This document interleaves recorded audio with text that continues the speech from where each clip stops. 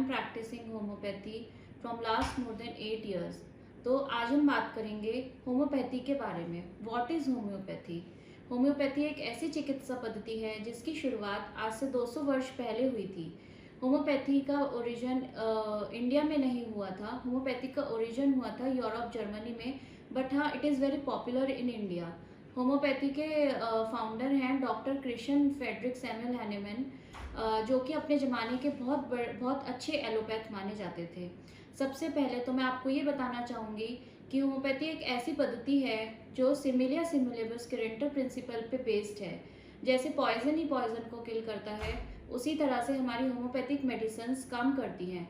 जो सबसे इम्पॉर्टेंट बात है होम्योपैथी में वो ये है कि होम्योपैथी में इंडिविजुअल को महत्व दिया जाता है, ना कि किसी एक पर्टिकुलर डिजीज़ को महत्व दिया जाता है। जैसे कि मान लीजिए कोई एक मरीज़ हमारे पास आया है, वो कहता है कि मेरी किडनी में प्रॉब्लम है, तो हम कहते हैं कि किडनी में प्रॉब्लम है, that is different thing. But हम उसकी पूरी बॉडी को ध्यान में रखते हुए, उसके पूरे सारे एस्पेक्ट को ध्यान में रखते हुए जब हम उसको मेडिसिन देते हैं।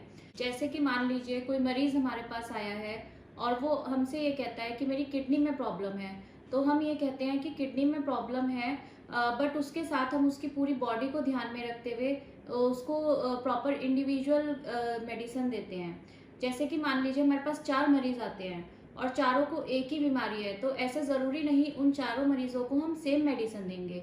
हम हर मरीज की प्रॉपर केस टेकिंग करेंगे।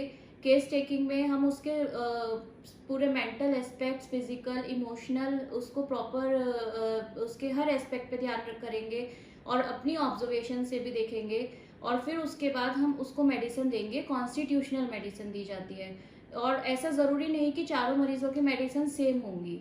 उसके बाद और हम उस और हम जो वो मेडिसिन देंगे जिसने कि ड्रग प्रूविंग के टाइम पे सेम सिम्टम्स एक हेल्दी इंडिविजुअल में दिखाए होंगे, और वो जब मेडिसिन बॉडी में जाएगी तो वो एक वहाँ पर जाके आर्टिफिशियल डिजीज़ बनाएगी, टेम्पररी डिजीज़ बनाएगी, जो कि पुरानी डिजीज़ से ज़्यादा स्ट्रॉन्गर होगी और वो उस पुरानी डिजीज़ को क्योर कर देगी। अब हम बात करते हैं होम्योपैथी मेडिसिन के साइड इफ़ेक्ट्स के।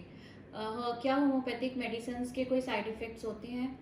होम्योपैथिक मेडिसिन मीठी ज़रूर होती हैं, बट वो कोई मिठाई नहीं होती कि आप अपनी मर्ज़ी से वो ले लें या आप अपने अकॉर्डिंग वो लें कि आप किसी भी टाइम वो ले लें या आप कितनी भी डोज में वो ले लें। मान लीजिए डॉक्टर ने आपको बताया है कि आपको 1 ड्रॉप लेनी है, आप 1 ड्रॉप से ज़्यादा ले रहे हैं, या फिर आप डॉक्टर ने कहा है आपको कि ये मॉर्निंग में लेनी है और आप रात में ले रहे हैं।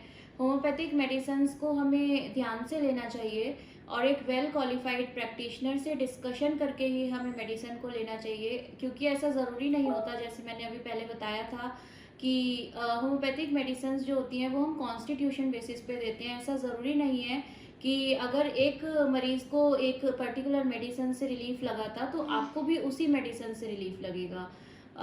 ऐसा भी हो सकता है कि आपको किसी और मेडिसिन की ज़रूरत हो, क्योंकि होम्योपैथी में एक मेडिसिन के बहुत सारे सिम्टम्स होते हैं, एक मेडिसिन बहुत सारी बीमारियों में दी जाती है और एक बीमारी की बहुत सारी मेडिसिन्स होती हैं।